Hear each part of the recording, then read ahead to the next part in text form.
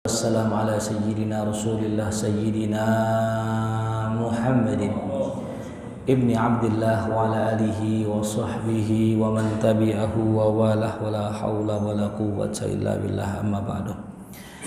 Bismillahirrahmanirrahim. Qala Syekhul Musannif rahimahullahu ta'ala wa adamana fa'alana bi barakatihi wa bikum fid dharain ila an qala al-hathu ala talabil ilm. Halaman 22. Anjuran untuk menuntut ilmu.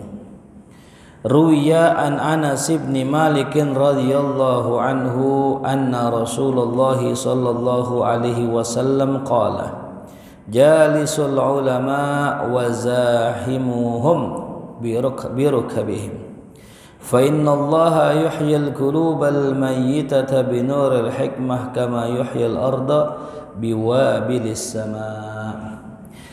Alhamdulillah para hadirin, para jamaah Masjid Jami' Nurul Hidayah yang saya hormati, alhamdulillah kita melanjutkan kembali pembahasan kitab kita, kitab Al-Fawaidul Mukhtarah, kitab yang dikarang oleh Al-Habib Ali bin Hasan Baharun yang merupakan kumpulan dari fawaid dari gurunya Al-Habib Zain bin Ibrahim bin Smith. Mudah-mudahan kita mendapatkan barokah dari kitab ini, amin ya rabbal alamin.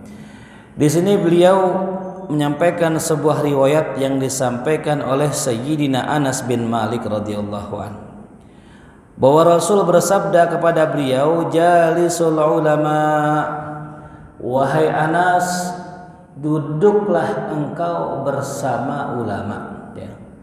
Kalimat jalisu itu bermakna mujalasah. Dalam ilmu bahasa Arab yang namanya jalasa artinya duduk.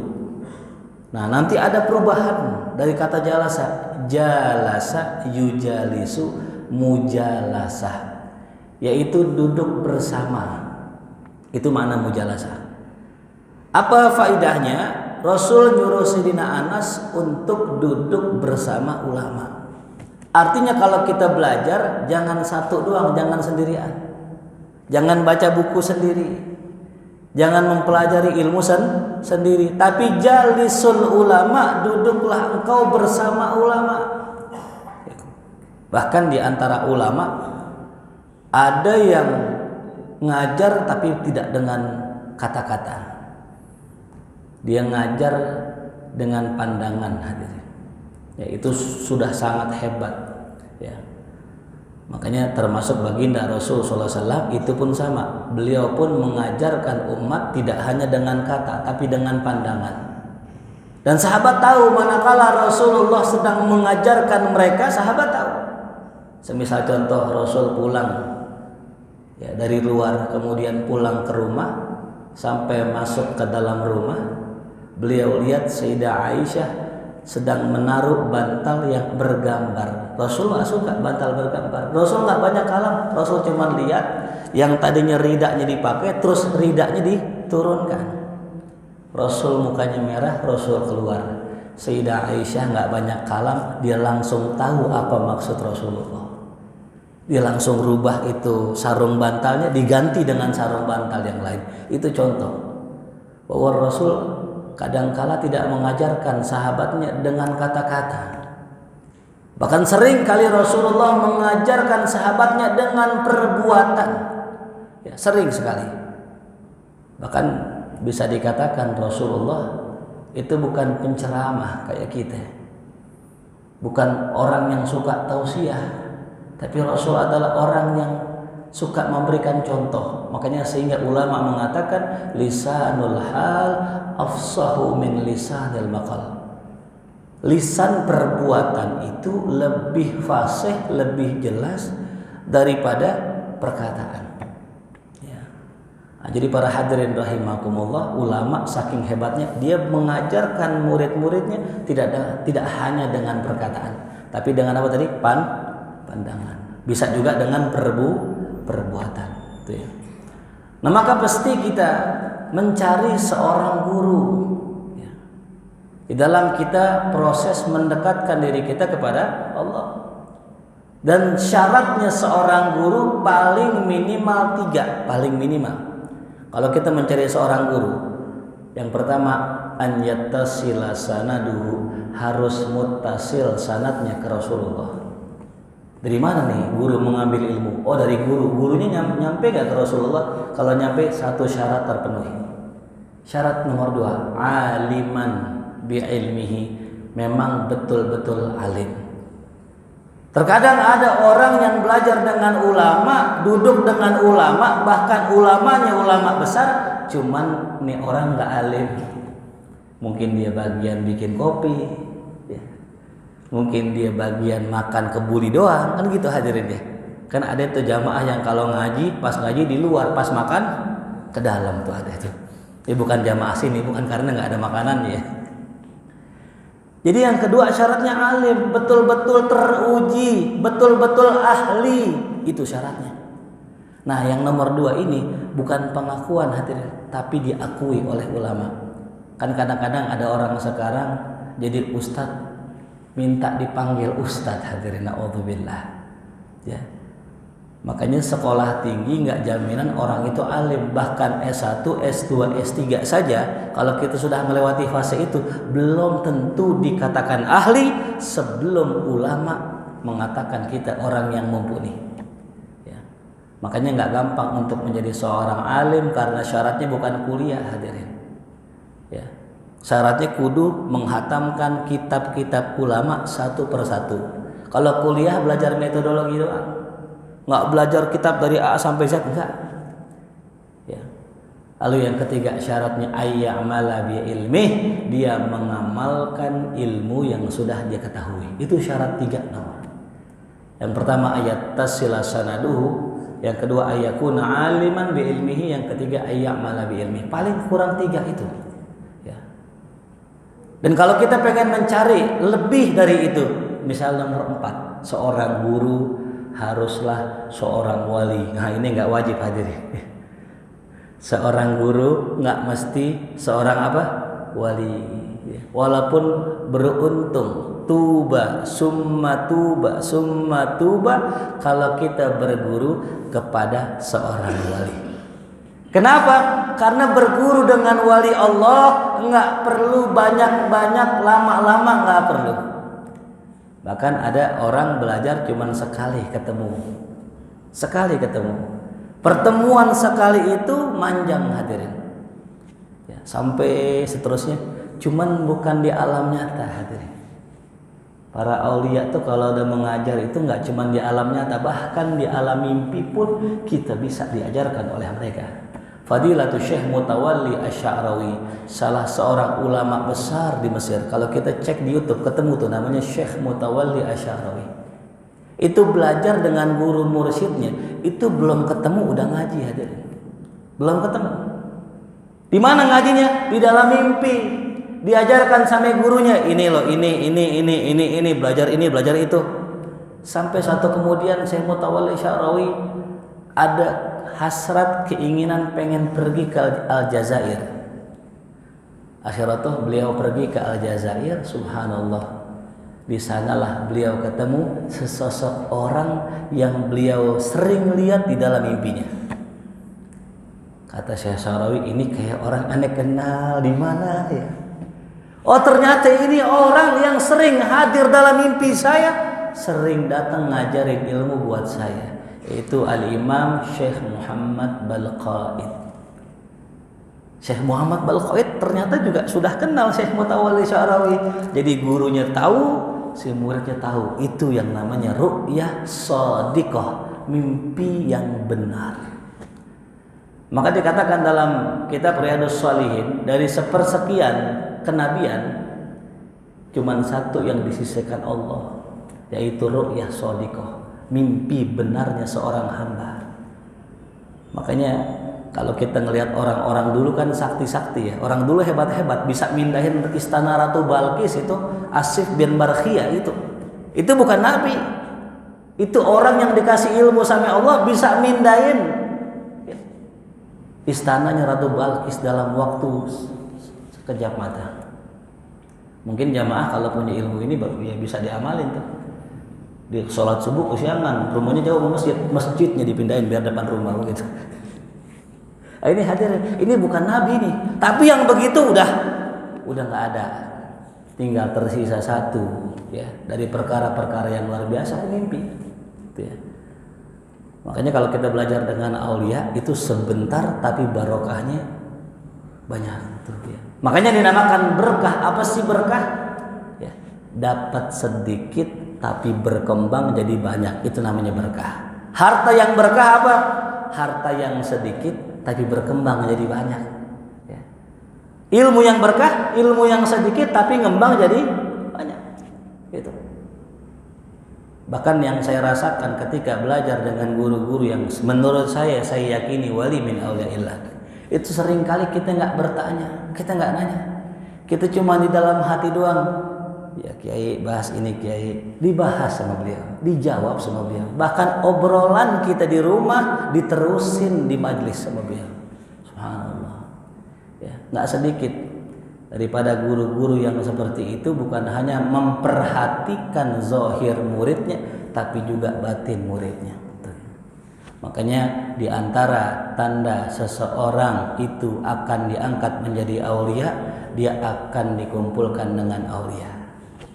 Karena nggak mudah untuk duduk bersama wali, nggak mudah.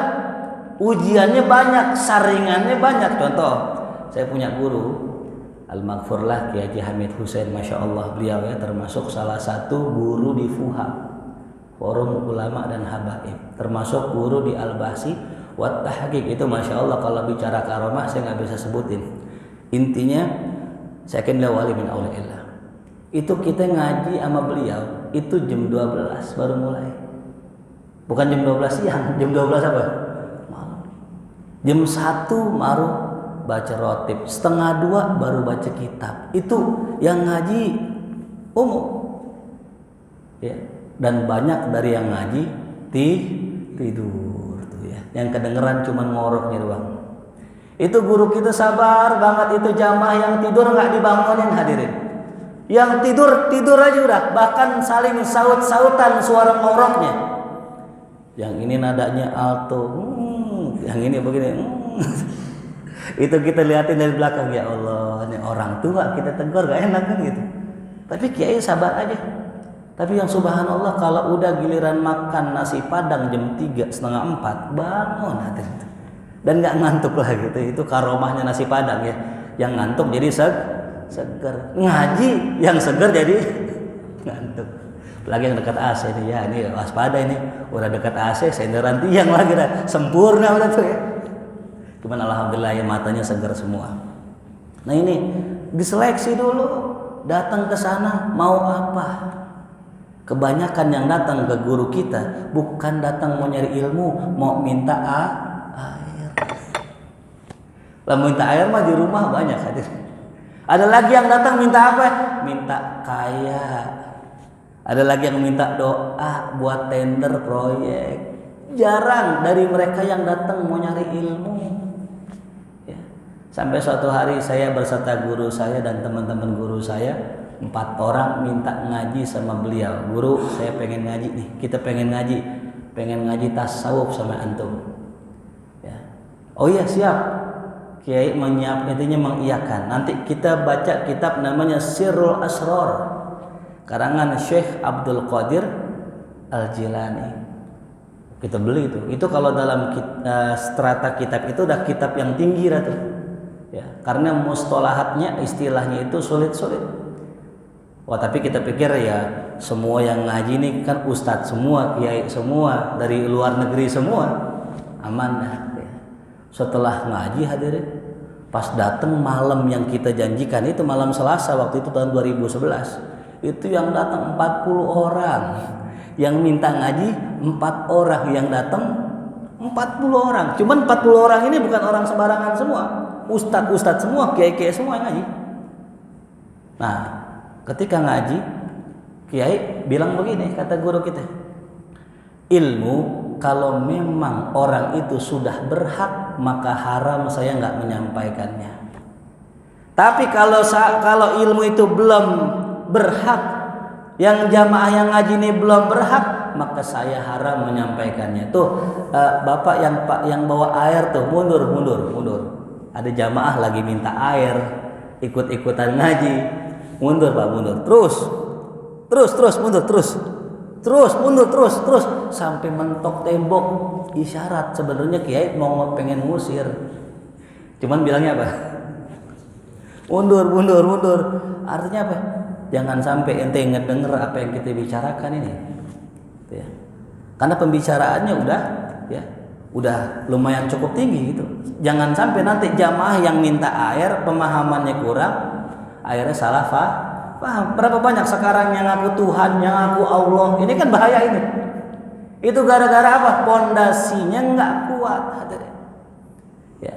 Nah, makanya tadi mungkin berhusnuzon saya juga jamaah yang tidur. Kalau ngaji saban ngaji tidur hadirin. Ya. Itu berhusnuzon, mungkin apa yang disampaikan kiai nggak cocok buat dia. Makanya saya juga sama belajar husnuzon. Kalau jamaah datang ngaji terus di pojokan terus tidur, nah itu ya husnuzon. Malam mungkin habis nonton bola kali mungkin ya. Atau mungkin jamaah yang datang itu mungkin emang belum boleh dengar kalimat-kalimat yang saya ucapkan. Atau mungkin juga barangkali tidurnya dia rahmat buat kita semua. Habib Zain bin Ibrahim bin Smith, salah satu guru dari yang ngarang kitab ini, ya. Itu di dalam majelisnya itu kan memang banyak orang-orang yang belajar. Itu ada orang Indonesia, ada orang Afrika, ada orang Yaman, ada orang Eropa. Tapi yang unik Pak, itu yang namanya santri Indonesia itu paling demen kalau ngaji tidur. Tapi yang unik, santri-santri dari Yaman, dari Arab pada ngiri sama orang Indonesia. Kenapa? Orang Indonesia kalau tidur agak pernah diomelin Habib Zain. Ya. Nanya dong mereka, Habib Zain, saya mau nanya ini kenapa ini orang-orang Indonesia tidur nggak pernah ditegur, nggak pernah dihukum kayak kita? Nah, ya, apa jawabannya? Kata Habib Zain, orang Indonesia dititipin sama Rasulullah. Ya. Jadi kalau suatu hari Habib Zain mimpi, dalam mimpinya Rasul pesan sama Habib Zain, ya Zain, kalau ada santri dari Indonesia jangan ente tolak. Tuh, santri titipan siapa? Rasulullah. Tuh. Makanya beruntung kita orang-orang Indonesia ini diperhatiin sama Rasulullah. Udah banyak mimpi-mimpi ulama yang memuji orang Indonesia. Kenapa? Satu, akhlaknya luar biasa. Orang Indonesia paling demen yang namanya tabarruk. Kagak boleh dikit Habib datang, kiai datang cium tangan aja bawaannya. Nggak boleh dikit ada kiai air minumnya nyisa, pengen tabarruk, pengen minum. Ada yang belum habis dihabisin juga sama tuh orang. Itu tamarruk namanya itu. Apa maksudnya itu dia? Akhlak. Orang Indonesia terkenal dengan akhlak, sayyidul akhlak orang Indonesia. Ya. Bahkan Abu Habib Muhammad bin Alwi Al-Maliki Al-Hasani, beliau paling demen ke Indonesia itu. Karena memang Masya Allah adabnya orang Indonesia, makanya pertahankan yang adab kita orang Indonesia tuh. Kalau kita lihat sholat Jumat, kagak ada orang Indonesia yang ngelangkahin pundak orang, nggak ada. Orang nggak nyampe. Dia mau ngelangkahin apa? Nggak nyampe. Orang Arab nyampe nggak? Tinggi banget ya. Kita lagi duduk di Masjid Nabawi begini, pas sholat Jumat, orang Arab tinggi banget, nyampe, subhanallah. Tuh, ya. Nah, jadi beruntung gitu ya, lahir dengan bi'ah seperti ini, lingkungan seperti ini. Baik ya. Nah, jadi tadi kenapa kita disuruh duduk bersama ulama? Karena memang begitulah proses belajar. Ya. Saya pernah nanya sama jamaah lebih seneng mana, ngaji kitab apa ngaji diskusi? Mereka jawab, wah saya lebih senang ngaji diskusi. Kenapa? Karena yang saya tanyain, yang saya pengen tahu kejawab. Kadang-kadang kalau ngaji kitab nih, saya pengen nanya ini, pengennya dibahas ini, nggak dibahas. Contoh misalnya kan kita lagi rame nih Palestina kan, mungkin sebagian pengen denger nih apa sih tanggapan Ustadz tentang boykot. Apa sih tanggapannya tentang masalah perang, bagaimana sih masalah jihad dan sebagainya. Tapi kebetulan emang babnya masalah ilmu, mau nggak mau saya bahas apa? Ilmu. Nah, mungkin kalau kita tidak mendapatkan apa yang kita cari, mungkin kita ngantuk.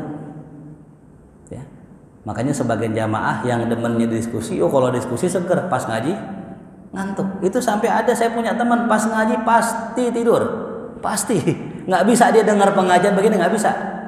Tapi kalau udah namanya diskusi, melek sampai subuh kuat, subhanallah. Nah inilah, jadi kalau kita ngaji begini, satu yang pertama kita diajarkan kesabaran. Ya, orang yang pengen membahas masalah satu ilmu, dia sabar, ditungguin pengajiannya sampai nanti masuk kepada babnya. Ya, ini ntar insya Allah kita bahas masalah bab sholat. Nggak tahu, mungkin 2 tahun lagi kali baru nyampe itu. Karena satu hari satu fawaid. Makanya saya lengkap sengaja karena sebagian pembahasan ini sudah saya bahas dalam channel YouTube saya itu. Nah, fa inna Allah yuhyil qulub, karena Allah menghidupkan hati yang mati. Ya, binuril hikmah, dengan cahaya hikmah. Nah ini dia.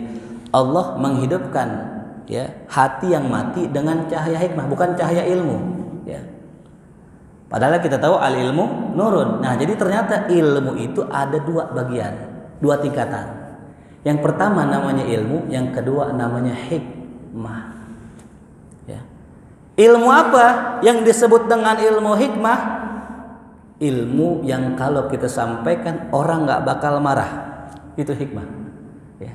Ilmu yang kalau kita sampaikan orang yang ribut jadi akur, itu hikmah. Ilmu yang kalau kita sampaikan sama istri, makin dekat dia sama Allah. Berapa banyak orang nyampein ilmu tapi malah ribut, betul?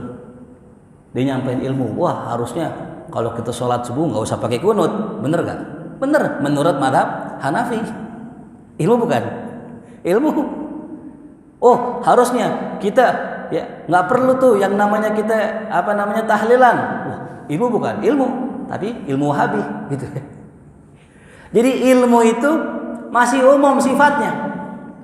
Maka di atas ilmu yang sudah disaring ya, oleh akal sehat kita, ilmu yang sudah disaring dengan pengalaman akan menjadi hikmah. Ya, kalau bahasa kitanya hikmah itu ya kebijaksanaan tuh ya.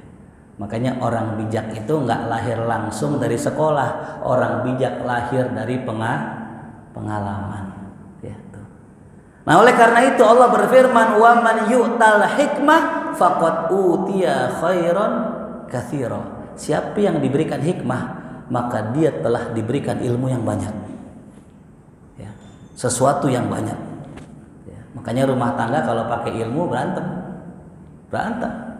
Kata lakinya, Neng, kata bininya, Bang, tuh ayah habis ngaji tadi, kata Ustadz yang namanya bini tugasnya mandua. Apa itu? Ngelainin suami, ame jagain rumah suami, masak nggak wajib, nyetrika nggak wajib, gosok nggak wajib, ngepel nggak wajib. Tuh pakai ilmu nggak ngomongnya. Bahkan Bang, Allah berfirman, pakai Allah berfirman lagi dalam kitab, ngomong dalam kitab. Ini ilmu, cuman bukan hikmah. Kenapa? Bikin ribut. Ya, kata suaminya, lah ente nggak pernah dengar hadis Sahih Bukhari. Dia masih pakai kitab, ini Sahih Bukhari, hadisnya sahih.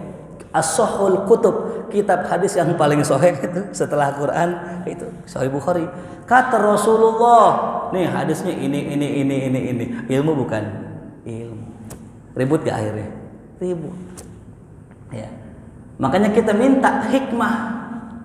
Kalau hikmah udah gak ribut. Ya. Makanya dalam Al-Quran, ud'u ila sabili rabbika bil hikmah, ajak orang ke jalan Allah dengan apa? Dengan hikmah, bukan dengan ilmu. Ya, ada saya punya guru di kampung saya namanya Ki Haji Akhfash, itu gurunya guru saya. Itu suatu hari beliau mendapati bukan guru Akhfash, Ki Haji Khairuddin Afwan, mendapati di satu masjid di daerah Pejaten, itu di situ di masjidnya banyak maling sendal. Bahkan ada yang maling di masyarakat juga ada. Ini cerdas banget beliau. Ini hikmah namanya. Beliau tahu orang yang nyolong siapa, tahu. Beliau tahu orang yang suka ngambil sendal, tahu. Cuman beliau nggak omelin. Beliau nggak kasih tahu, nyolong sendal haram, nggak boleh, makanannya nggak berkah, duitnya nggak halal, misalnya gitu, nggak. beliau dengan bijaknya beliau angkat itu yang maling jadi satpam kampung, hansip kampung, digaji tiap bulan. Besok ada maling nggak? Kenapa ya? Malingnya dia kan gitu, subhanallah. Tuh kadang otak kita nggak nyampe.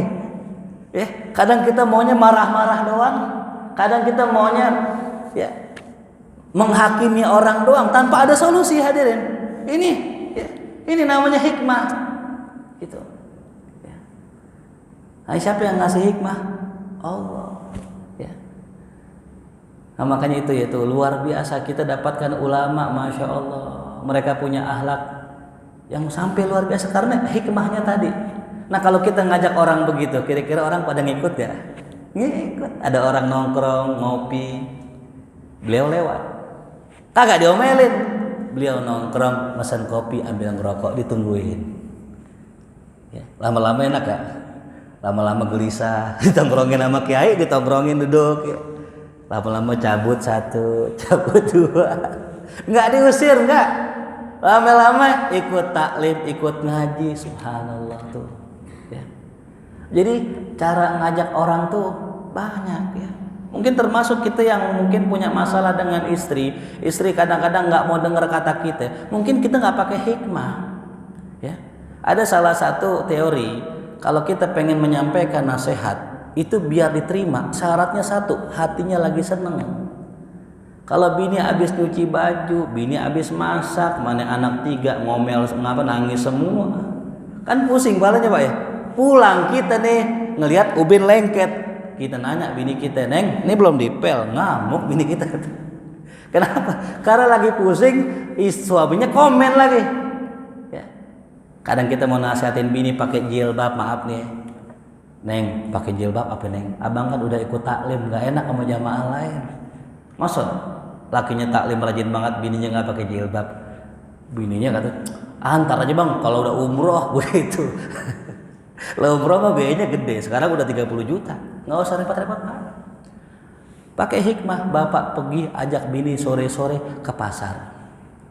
Ya, mampir ke toko emas. Tunjuk, Neng, mau yang mana emas Neng? Bang, beneran nih bang. Lah beneran nih emas ini, beli yang mana? Tuh, ditunjuk sama Neng, ini bang, dah. Ya 3 juta keluar. Habis dapat emas, gira nggak bini? Gira, kasih nasihat, Neng, begini Neng. Kata Ustadz Abang Neng, kalau bisa nih kita jagain bini kita yang nggak pakai jilbab, suruh pakai jilbab biar ntar suaminya masuk surga. Oh gitu bang ya, iya dah bang, besok ayah pakai jilbab. Tuh kan, coba kalau belum ke toko emas, oh susah itu nasihatin. Ah itu namanya apa tuh? Hikmah itu. Ya. Anak-anak kecil di tempat saya, masya Allah tuh anak-anak kecil luar biasa, bercanda mulu kalau sholat. Siapa aja yang datang, ustadz mana aja yang datang, kagak peduli dia, cuek. Mau Pak Haji kayak yang kali galak itu, nggak peduli. Tapi kalau aneh yang datang, Ustadz Paris, langsung rapi. Kenapa? Habis sholat bagi 2.000 semua tuh. Itu namanya apa tuh? Hikmah. Ya kalau ngajak orang dengan hikmah, itulah hikmah. Ya, makanya Allah nggak nyuruh kita ngajak orang pakai ilmu kalis. Ya, pakai hikmah. Nah itu ya ilham dari Allah. Tuh, nah inilah para orang-orang soleh, para ulama menghidupkan hati dengan hikmah. Coba bayangkan Rasulullah, ya Rasul sekalinya ketemu orang kafir, kagak punya agama dia, orang kafir ya, itu seketika masuk Islam. Kenapa masuk Islam? Rasul tanya, ente lihat nih. Ini nih kambing dari ono sampai sono, ini punya aneh. Nah ini semua aneh hadiahin buat ente. Ini orang kafir kaget, kenapa? Nggak pernah ada satu orang pun yang menghadiahkan sebanyak hadiah yang dikasih sama Rasulullah. Akhirnya nih orang yang hatinya mati tiba-tiba masuk Islam. Tuh, ya. Bisa hidupkan hati orang, tersentuh hatinya. Kadang menyentuh orang nggak mesti pakai duit. Ada orang namanya Fudalah datang pengen bunuh Nabi. Ketika tawaf dia pura-pura masuk Islam pengen bunuh Nabi. Di tengah tawaf udah bawa pisau. sampai ketika dekat kepada Rasulullah, Rasul enggak ngatain dia. Padahal Rasul tahu dia bawa pisau. Rasul pegang dadanya Fudalah dengan kasih sayang, dengan cinta. Ketika dipegang bergetar tangannya yang megang pisau, akhirnya dikatakan, demi Allah ya Muhammad, sebelum ini enggak ada orang yang lebih kubenci daripada engkau. Tapi setelah saat ini tidak ada orang yang lebih kucintai selain engkau ya Muhammad. Subhanallah. Shallu ala Muhammad. Nah, jadi begitu hadirin, ya, hikmah, ya. Nah, ini ilmu hikmah yang dulunya seperti itu sekarang berubah. Ya, tahu kan ilmu hikmah? Ya. Ilmu yang kalau kita pelajarin tuh ada kotak mental orang. Yang ilmu yang kalau kita diketok nggak nempat, dibacok nggak mempan. Itu ilmu hikmah sekarang. Itu bukan itu maksudnya. Ya. Yang dimaksud dengan hikmah di sini, yang tadi saya bilang, sesuatu di atas ilmu. Ya. Nah itu bagaimana? Kama yuhyil arda biwabilis sama, sebagaimana Allah menghidupkan bumi melalui ya air-air hujan yang turun dari langit itu ya. Nah, bagaimana tuh ya air yang turun dari langit deras apa enggak? Begitulah Allah manakala menghidupkan hati yang mati dengan melalui cahaya hikmah. Wallahu a'lam bishawab. Ya, mudah-mudahan satu fawaid ini bisa bermanfaat buat kita semua. Sebelum kita tutup, mungkin ada yang ingin bertanya kepada para jamaah, dipersilakan. Wallahu a'lam bishawab.